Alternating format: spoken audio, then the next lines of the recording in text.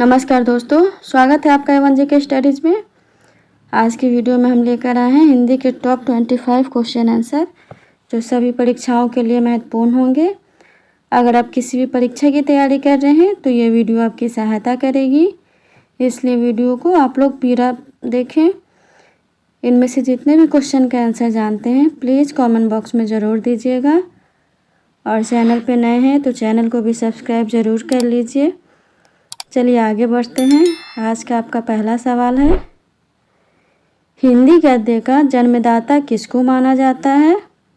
आपके ऑप्शन से ए प्रताप नारायण मिश्र, बी महावीर प्रसाद द्विवेदी, सी भारतेंदु हरिश्चंद्र, डी बालकृष्ण भट्ट। सही जवाब है ऑप्शन सी भारतेंदु हरिश्चंद्र। हिंदी गद्य का जन्मदाता भारतेंदु हरिश्चंद्र को माना जाता है, जिन्हें आधुनिक हिंदी साहित्य का जनक भी कहा जाता है। अगला सवाल, कवि कालिदास की अभिज्ञान शाकुंतलम का हिंदी अनुवाद किसने किया? आपके ऑप्शन से ए सदा सुखलाल, बी गोस्वामी विठलनाथ, सी राजा शिव प्रसाद, डी राजा लक्ष्मण सिंह। जवाब दीजिए। सही जवाब ऑप्शन डी राजा लक्ष्मण सिंह। कवि कालिदास की अभिज्ञान शाकुंतलम का हिंदी अनुवाद राजा लक्ष्मण सिंह ने किया था। उन्होंने इस नाटक का खड़ी बोली में अनुवाद किया और इसे शकुंतला नाटक नाम दिया। इसके अतिरिक्त उन्होंने कालिदास के रघुवंश और मेघदूत का भी हिंदी अनुवाद किया है।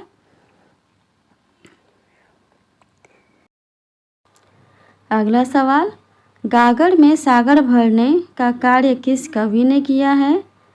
आपके ऑप्शन से ए बिहारी, बी रसखान, सी घनानंद, डी सूरदास।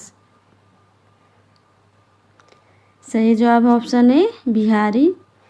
रीतिकाल के प्रसिद्ध कवि बिहारी लाल को गागर में सागर भरने वाले कवि के रूप में जाना जाता है।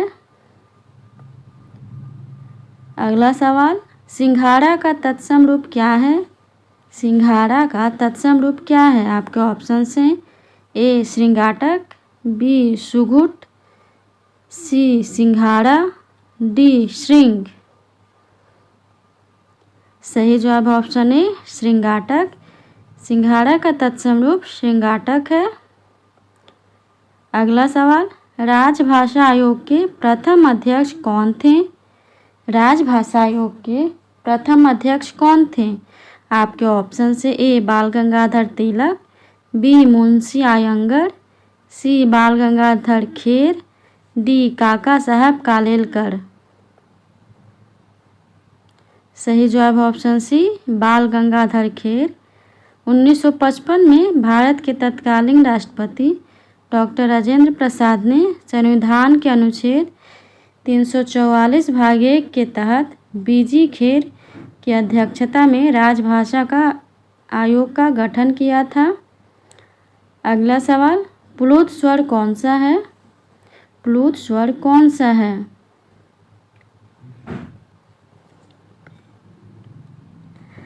बताइए इनमें से प्लुत स्वर कौन सा है? सही जवाब ऑप्शन ए ओम। प्लुत स्वर वे स्वर होते हैं जिनके उच्चारण में दीर्घ स्वर से भी अधिक यानी 3 मात्राओं का समय लगता है। अगला सवाल है, ओ औ किस प्रकार की ध्वनियाँ हैं?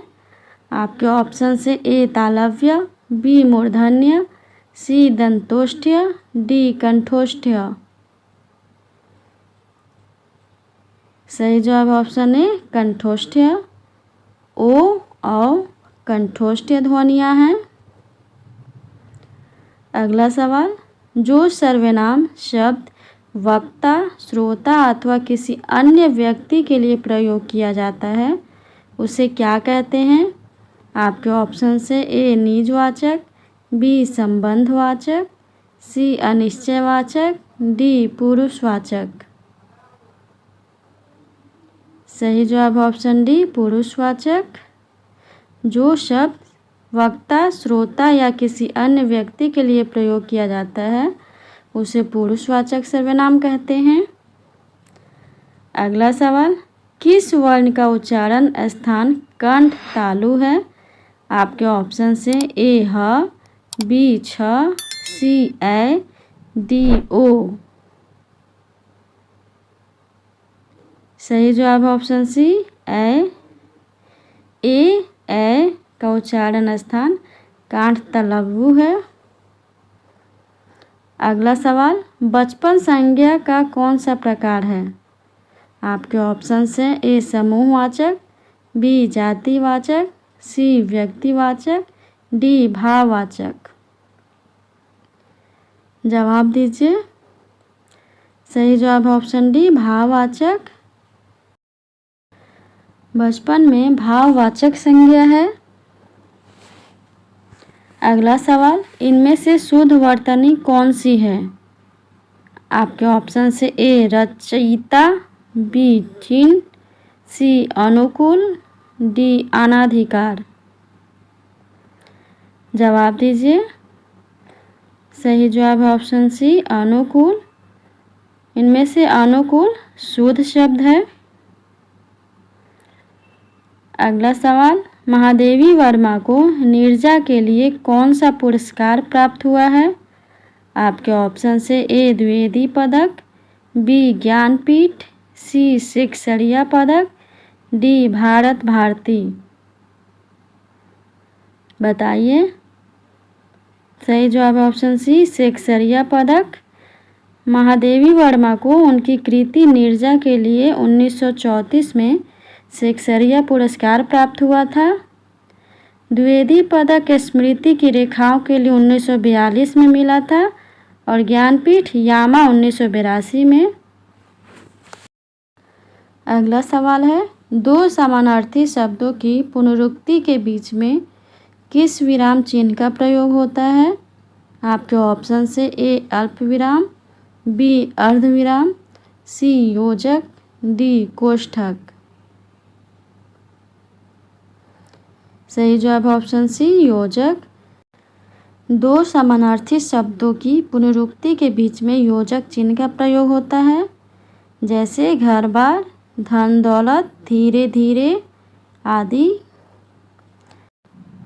अगला सवाल, हरियाणवी या बांगड़ू बोली किस अपभ्रंश से विकसित हुई है? आपके ऑप्शन से ए पश्चिमोत्तरी स्वर श्रेणी अपभ्रंश, बी अर्धमागधी, सी नागर अपभ्रंश, डी मागधी। बताइए, हरियाणवी बोली किस अपभ्रंश से विकसित हुई है? सही जवाब ऑप्शन है पश्चिमोत्तरी स्वर श्रेणी अपभ्रंश। जिनमें से पश्चिमोत्तरी स्वर श्रेणी अपभ्रंश से हरियाणवी या भांगड़ू बोली का विकास हुआ है। इसे जट बोली भी कहा जाता है। अगला सवाल, इनमें से शुद्ध वाक्य कौन सा है? आपके ऑप्शन से ए मेरी 5 बहनें और 1 भाई हैं, बी मेरी 5 बहनें और 1 भाई है, सी मेरा 1 भाई और 5 बहनें हैं, डी मेरी 1 भाई और 5 बहनें हैं।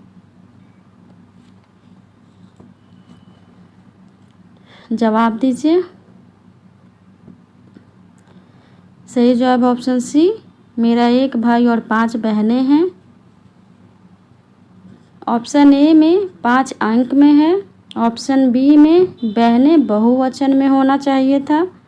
ऑप्शन डी में मेरी की जगह मेरा होगा। अगला सवाल, सीटी बजी और सभी बच्चे तेजी से दौड़े, यह कौन सा वाक्य है?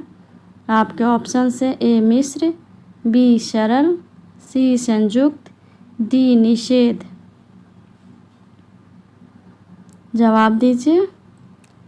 सही जवाब ऑप्शन सी संयुक्त। संयुक्त वाक्य कुछ सामान्य योजक शब्द जैसे और, किंतु, परंतु, इसलिए, या, अथवा, तथा, एवं, फिर भी, तो, नहीं तो, लेकिन, पर शब्द से जुड़े होते हैं। अगला सवाल, तरावट शब्द में मूल शब्द और प्रत्यय निम्न में से कौन सा है? आपके ऑप्शन से ए तरा और ट, बी तरा और ट, सी तरा और आवट, डी तर और आवट। सही जवाब ऑप्शन डी तर और आवट। तरावट शब्द में मूल शब्द तर और प्रत्यय आवट है। अगला सवाल, प्रागैतिहासिक में किस उपसर्ग का प्रयोग हुआ है?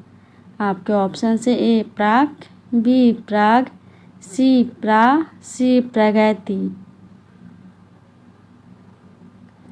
जवाब दीजिए।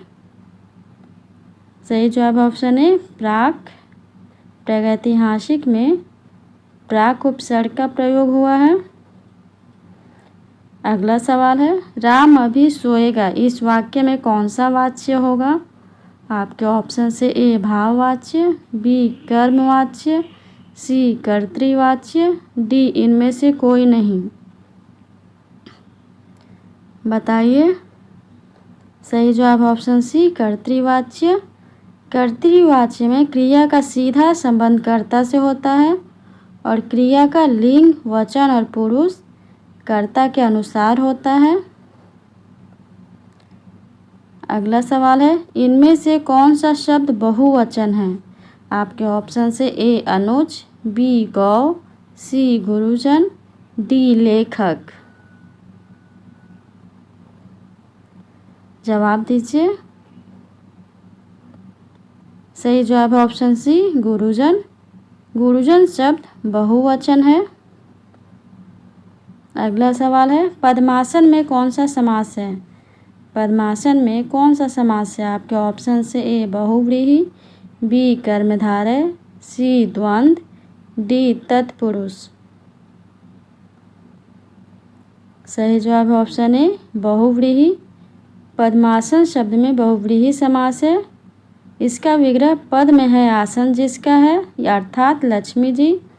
बहुव्रीहि समास वह होता है जिसमें कोई भी पद प्रधान ना होकर कोई तीसरा ही पद प्रधान होता है। अगला सवाल, हिंदी में अ ध्वनि का समावेश हुआ है।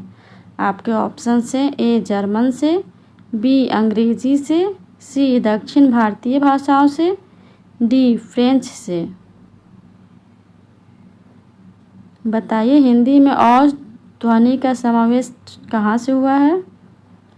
सही जवाब ऑप्शन बी अंग्रेजी से। हिंदी में अ ध्वनि अंग्रेजी भाषा से आई है। अगला सवाल, पानी पानी होना मुहावरे का अर्थ क्या है? आपके ऑप्शन से ए बाढ़ आ जाना, बी नदी में डूब जाना, सी बहुत प्रसन्न होना, डी अत्यधिक लज्जित होना। जवाब दीजिए।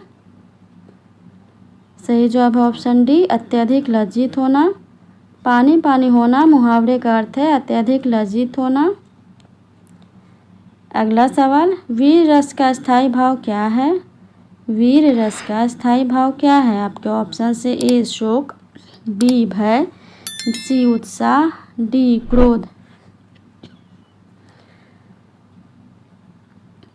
सही जवाब ऑप्शन सी उत्साह। वीर रस का स्थायी भाव उत्साह है। अगला सवाल, किसे शब्द की प्रथमा शक्ति कहा जाता है?